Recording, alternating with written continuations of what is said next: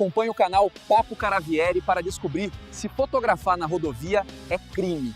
Fiquem com o vídeo.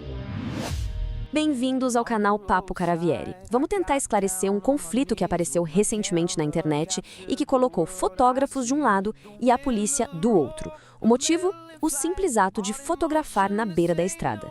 Mas afinal, isso é arte, um trabalho como qualquer outro, ou é um risco para a segurança de todo mundo? Vamos entender essa história direito. Pois é, tudo começou com essa notícia aqui.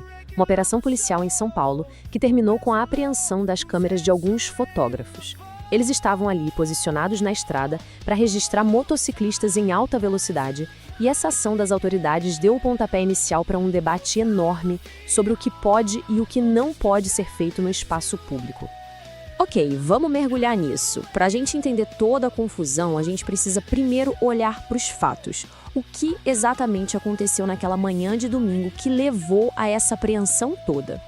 Então, o cenário foi o seguinte: uma operação conjunta da Polícia Rodoviária com o DR, que é o Departamento de Estradas de Rodagem de São Paulo.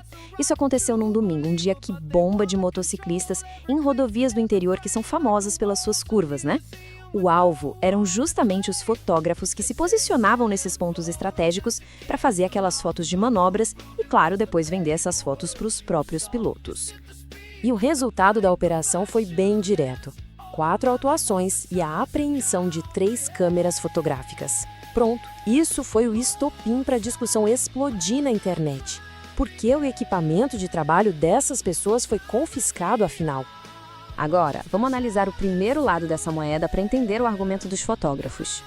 A defesa deles, claro, se apoia no direito de exercer a própria profissão. O ponto de partida é a Lei de Direitos Autorais. Aqui no Brasil, a fotografia é vista como uma obra intelectual e ela é protegida por lei. E um detalhe muito importante é que essa proteção é automática. Ou seja, a partir do momento do clique, a foto já é do fotógrafo e a lei o protege. Simples assim. Isso leva a gente para um princípio fundamental. Fotografar em locais públicos como ruas, praças e, teoricamente, rodovias é uma atividade legal no Brasil. A liberdade de registrar o que acontece por aí é garantida, contanto que não invada a privacidade ou a honra de ninguém. Olhando por esse lado, a atividade dos fotógrafos parece perfeitamente legal, não é mesmo? Então, se a lei geral permite fotografar em público, por que o Estado interveio de um jeito tão duro? Vamos agora investigar a justificativa oficial das autoridades para essa ação. A posição do DR e da polícia se baseia em 3 pilares. O primeiro, a segurança. Eles argumentam que ter fotógrafos ali incentivava manobras perigosas. O segundo, obviamente, o risco de acidentes. E o terceiro, que é o ponto-chave aqui, era o fato de que a prática configurava uma atividade comercial não regulamentada. E aqui a gente vê o centro do conflito. De um lado, o direito geral de tirar fotos em público. Do outro, uma ação do Estado focada num contexto bem específico: a segurança e a regulação do uso comercial de uma rodovia. E é exatamente aqui que a história tem uma virada. O problema, veja bem, não era o que os fotógrafos estavam fazendo, mas sim onde eles estavam. E esse lugar tem regras muito, mas muito específicas. Então fica a pergunta que ecoou na internet e deixou todo mundo confuso. Com base em que, exatamente, a polícia prendeu o equipamento deles, se fotografar em público é permitido? A resposta está nesse conceito jurídico: faixa de domínio. Uma rodovia não é só o asfalto. Ela inclui os acostamentos, os canteiros e uma área lateral que pertence ao poder público. E essa faixa toda existe por motivos de segurança e para futuras ampliações. Por isso, o uso dela por qualquer pessoa, para qualquer finalidade que não seja o trânsito, é estritamente regulado. E aqui está o pulo do gato. O regulamento do DR de São Paulo, baseado em leis estaduais, é explícito. Qualquer atividade comercial na faixa de domínio, seja vender água de coco ou vender fotos, exige uma autorização formal e prévia. Sem essa autorização, a atividade é considerada irregular. Foi exatamente nessa irregularidade administrativa que a fiscalização se baseou. Com todo esse contexto legal em mãos, vamos dar uma olhada em como a internet reagiu a essa situação complexa, onde, como quase sempre acontece, as nuances acabaram se perdendo no meio do barulho todo. A grande maioria das pessoas, obviamente, não conhecia o conceito de faixa de domínio e muito menos as regras do DR. O resultado foi um debate inflamado, cheio de paixão, mas que muitas vezes partia de premissas totalmente equivocadas.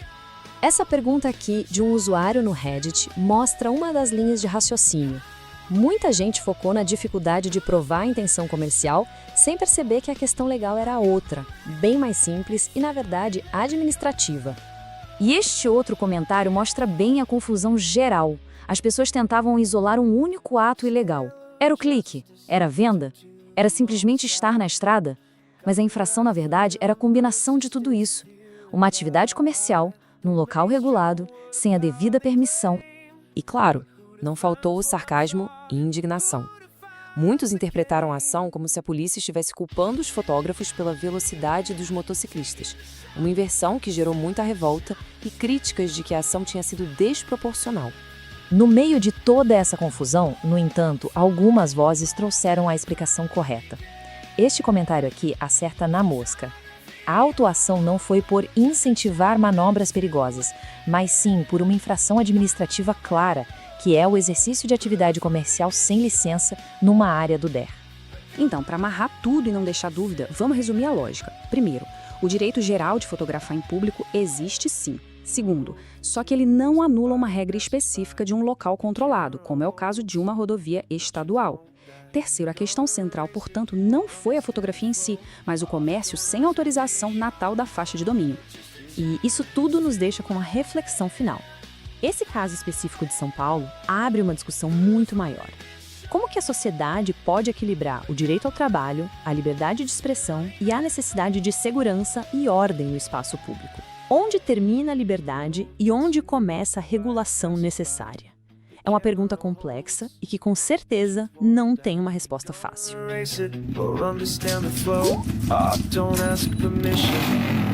It just is, you know.